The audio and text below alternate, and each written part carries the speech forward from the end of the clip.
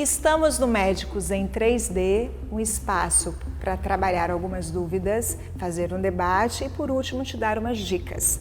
Minha convidada de hoje é Simone Tosi. Simone é infectologista e muito amiga minha, e nosso tema é um tema muito quente.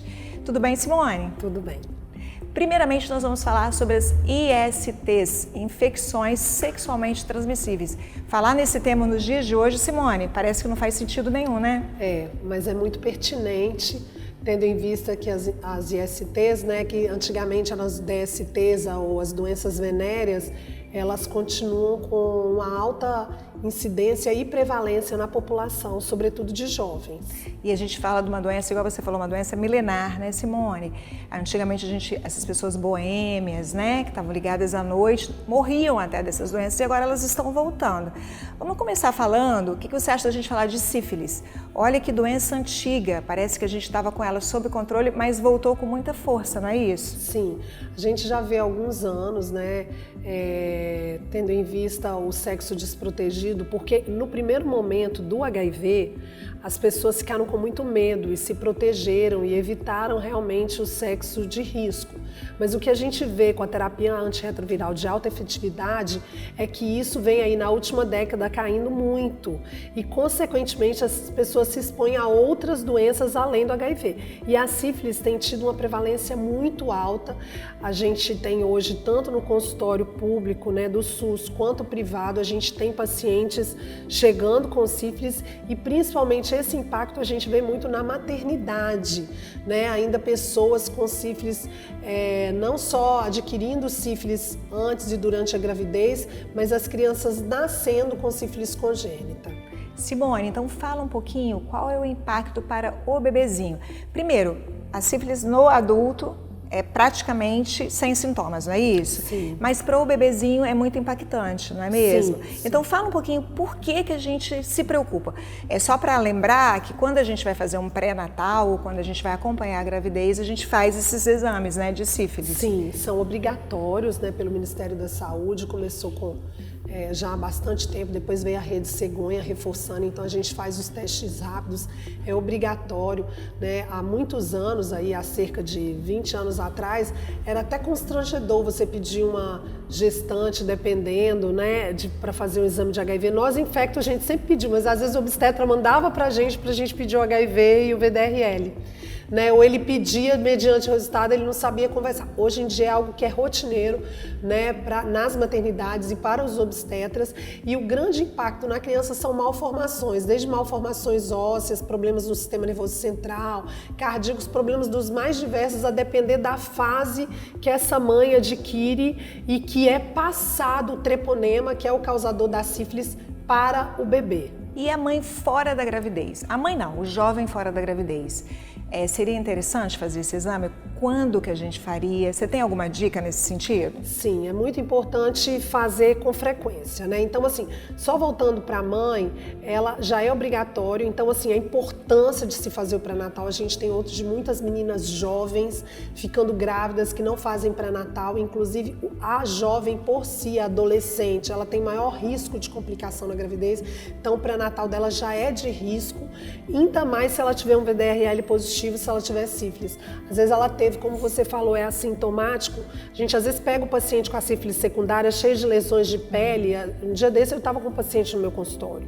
Mas assim, não é muito comum. Às vezes passa despercebido e a pessoa descobre por acaso na gravidez. Então assim, tem que tratar e tratar logo. Quanto mais precoce o diagnóstico, melhor, para evitar problemas para a criança e para o próprio adulto. Apesar da gente saber que a sífilis latente, tardia, as consequências são depois de muitos anos, mas essa pessoa está fazendo uma rede de transmissão e com esse risco muito grande de infectar uma criança que vai ter sequelas para o resto da vida. Com relação ao que você me perguntou... Pedido de exames fora da gravidez. Sim. Hoje a gente tem os CTAs, né, que é os Centros de Testagem e Avaliação Sorológica. Esses exames são feitos gratuitos a qualquer hora do dia. Você pode procurar um CTA no seu município, todo município tem. também. Lá são feitos testes rápidos, sem que você tenha que explicar por quê, você só chega lá e pede para fazer. Ou, né, para quem tem plano de saúde, operadora de saúde, também pode pedir para o seu médico para fazer. Mas tem muitas pacientes que preferem, até pela facilidade, para não ter que explicar, procurar o CTA lá perto da sua casa ou no seu município para fazer. Eles testam também não só sífilis, né, mas faz também o HIV, hepatite, que é muito importante, que muitas vezes com essa motivação você descobre outras doenças crônicas. Lembrando, gente, que doação de sangue você não deve ser motivado a doar sangue para fazer testagem sorológica, porque o próprio fato de você ter essa motivação é porque você está tendo exposição de risco. Então a gente orienta que você não doe sangue, tá? Porque apesar dos exames hoje terem uma acurácia muito grande, todo o ciclo de sangue ele é muito bem triado, mas existe sempre os períodos de janelas, então você deve estar atento e não usar o hemós, onde, né, todo o ciclo de sangue ele é muito caro, o investimento, as sorologias, porque os testes são testes de melhor acurácia, então não usar o banco de sangue para fazer testagem, mas sim você deve doar sangue. E para isso você tem que evitar a exposição de risco. Claro. Simone, vamos falar um pouquinho de tratamento? Então a gente usa penicilina, não é isso? Sim. Estou falando da sífilis, né? Sim. E você falou para mim que tem já casos de alergia, né? Sim. Que o tratamento agora também tem se tornado um desafio. O padrão ouro para tratar sífilis, eu sempre comento isso com os meus pacientes e com meus alunos, que assim, a penicilina benzatina, muita gente usa como se fosse para benzer, né? Para tudo. E não é, ela tem um nicho de doenças muito, não é nem nicho de doenças, mas de micro-organismos, a cobertura é muito direcionado, e aí a gente usa, um dos grandes usos do bezetacil, que esse não diminui, é para sífilis, para o tratamento de sífilis, né? E quando a gente não sabe em que fase tá, a pessoa tem que usar aí, são 6 injeções de 1.200.000, né? Unidades, então assim, é uma dose boa, é uma dose alta, e para quem tem alergia à penicilina, isso às vezes que é inviável.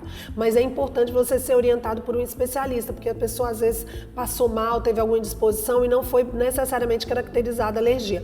Por isso que o bezetacil, ele é feito ou em unidade de saúde ou em pronto atendimento, a gente não permite mais que ele seja feito em farmácia. Sim. E quando, sim, constatado por um especialista a alergia, a gente tem algumas opções. Tem uma opção oral e tem uma opção intramuscular, mas que não são a melhor opção. Então, o controle de cura ele é um pouco mais difícil. Entendi. Mas há o tratamento, né? Há tratamento, há opção sim. No próximo bloco, a gente vai falar sobre HIV. Tem espaço ainda para a gente falar sobre isso?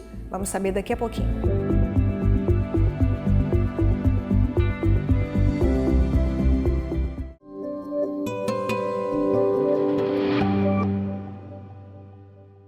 Voltamos com Médicos em 3D e o nosso assunto hoje é IST, infecções sexualmente transmissíveis.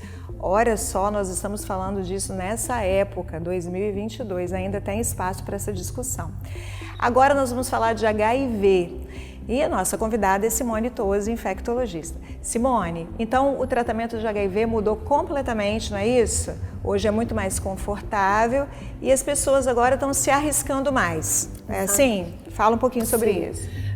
A gente, graças ao esquema HAART, né, que é a terapia antirretroviral de alta efetividade, né, ela, desde 1997, ela mudou a história dos pacientes com HIV.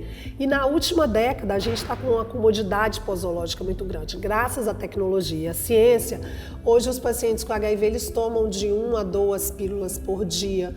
E além não só da comodidade para tomar, menos eventos adversos, a gente tem drogas aí mais recentes com uma alta eficiência, né? E não só uma eficiência no combater o vírus, ou seja, a pessoa às vezes chega aí pra gente, acabou de fazer o diagnóstico com milhões de cópias de vírus e em um mês ela já está indetectável. Então, assim, não só eficiência, mas também uma alta barreira à resistência, o que é muito bom para a gente, porque isso a gente consegue manter o mesmo esquema antirretroviral para o paciente anos e décadas. Isso é muito bom, porque aí a gente tem um arsenal terapêutico melhor, caso ele tenha algum problema de intolerância, mas a gente sempre frisa muito, que é muito importante a adesão, tomar certinho todo dia. Então, isso tem contribuído muito para a qualidade de vida dos nossos pacientes vivendo com AIDS e e, consequentemente, a gente vê também um certo afrouxamento nas medidas de controle da população, que eu acho que as pessoas começam a ver que a qualidade de vida não foi afetada. A gente já tem aí pela OMS, não existe mais uma expectativa de vida na pessoa vivendo com AIDS, ela vive como todos nós, e hoje em dia os pacientes com HIV, eles morrem de infarto, de AVC, de câncer. Eles não morrem da doença se eles tomarem a terapia direito. E, de certa forma, o que é muito bom, a gente vê uma consequência na expectativa das outras pessoas que acabam se arriscando e se contaminando. Não só com HIV, mas com as outras doenças, né, como a gente falou da sífilis e também das hepatites. Então o HIV, por exemplo, a gente tem hoje o esquema PrEP, que o próprio Ministério da Saúde ele fornece um esquema para pessoas que têm fatores de risco, a gente fazer esse controle para a pessoa não se contaminar, inclusive quando a pessoa é par discordante, ou seja, uma pessoa HIV é casada ou tem um parceiro fixo de uma pessoa que não é HIV. Também tem esse medicamento que ele pode estar tomando para evitar, tem nível de evidência científico que isso evita que ele adquira. Claro que essa pessoa tem que estar com a carga viral indetectável, que é o que a gente hoje tem conseguido com êxito. Uhum. E Simone, então o HIV passou a ser uma doença crônica, né? Sim, é uma doença crônica. E aí os pacientes agora querem usufruir de outras coisas que a população geral também tem. Então até te contei que eu tenho uma paciente que ela queria melhorar a massa muscular. Eu acho que você tem esses casos também. O paciente quer ir para a academia, quer ficar bonito, né? A busca pela beleza é muito intensa. E às vezes eles se arriscam um pouquinho nessa busca. Então essa minha paciente, por exemplo, queria usar um anabolizante. Eu falei, opa, peraí, porque ainda assim a gente tem um rim para cuidar e um fígado para cuidar, não é isso? Na população em geral a gente já cuida disso, né, minha gente? Os anabolizantes têm uma indicação específica, não é para a população e nem para alcançar beleza, ela tem uma indicação médica. Imagina um paciente com HIV tomando um coquetel, uma medicação de uso diário. Queria que você falasse um pouquinho sobre isso. É muito pertinente, né, essa colocação sua. Realmente os anabolizantes, eles não deveriam, né, do ponto de vista médico, né, tudo que a gente tem de evidência científica ser usado para beleza, né, com fins estéticos. Fins estéticos também tem toda uma repercussão óssea, né? Eu já tive muito paciente de trauma, osteomielite, quando eu fui descobrir que às vezes não recuperava, estava usando anabolizante, uma coisa que às vezes o paciente não comenta conosco. E assim o paciente também deve comentar, né, do antirretroviral, porque mesmo que hoje em dia as drogas têm menos efeitos adversos e menos toxicidade, tanto renal como hepática, ela existe sim, e a gente vigia muito. Então, assim, a gente não estimula de maneira nenhuma o uso de anabolizantes nos nossos pacientes. Eu estava comentando também que eu tive recente alguns pacientes meus com alteração da função renal, isso me preocupou muito, porque uma das drogas de primeira escolha, não só pela eficiência, né, mas pelo pouco evento adverso, que a gente usa hoje como primeira linha, ela pode causar insuficiência renal. Então, meus pacientes começaram a piorar a função renal, já fiquei preocupada. E quando a gente foi ver com o nefrologista, eram as proteínas, o whey protein, porque acaba causando uma sobrecarga. Então, realmente, a gente agora tem que se adaptar aos hábitos de vida dos nossos pessoas vivendo com AIDS, porque não são nem doentes, né? A grande parte, já há alguns anos, a gente começa terapia antirretroviral para todo paciente que sabe que tem HIV, porque isso mostrou benefício. Antigamente, né, a gente fazia para somente as pessoas que tivessem com CD4 mais baixo, que tinham mais risco de adoecer. Hoje em dia não, já está comprovado que quanto antes a gente inicia a terapia, até porque os efeitos colaterais são muito baixos e a toxicidade a longo prazo também, então a gente já faz e tem que estar muito atento, porque tem muita gente usando antirretroviral e que não pode usar algumas drogas.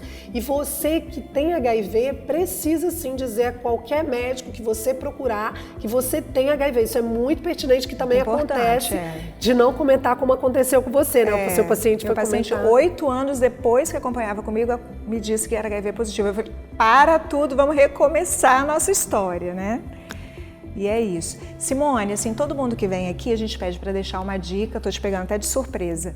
E eu queria que você deixasse uma dica para um grande público que está te vendo, que não é médico, que precisaria de algum conselho especial. Qual é o conselho que você dá para o seu paciente lá quando você está juntinho dele? O conselho que eu dou é para se proteger, né? Mesmo aquelas pessoas que já são casadas, que têm, né, essa parceria fixa aí, a gente, mesmo aqueles pacientes que têm HIV, ambos, né? A gente tem que se proteger, se cuidar para não adquirir outras doenças. E a melhor proteção é o sexo seguro, né? Eu lembro do meu professor lá, quando eu comecei a medicina, ele falava, né, que o sexo mais seguro que a gente tem é com alguém que fez sexo só uma vez, duas pessoas que só fizeram sexo uma vez e é com a mesma pessoa.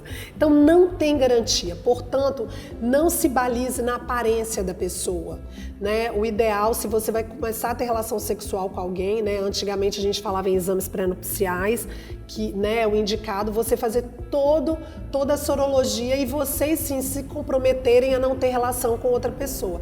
Esse é o sexo mais seguro que hoje a gente pode preconizar e, óbvio, na dúvida, usar o preservativo, né? Mas acima de tudo, procurar ter um parceiro fixo, ser fiel a esse parceiro, tá? E manter aí, antes de tudo, zerar com exames sorológicos, porque você não sabe qual a história prévia dessa pessoa e nem ela muitas vezes sabe que ela está contaminada, né? Não é uma questão só de boa fé, é uma questão científica. Você precisa fazer esse rastreio para você ter certeza que você não está transmitindo nada. Então eu queria te agradecer muito por estar aqui com a gente. Esse assunto é excelente, pertinente e super atual. Esse foi o Médicos em 3D. Esses e outros conteúdos você encontra no YouTube da TV Ambiental, a TV que te reconecta.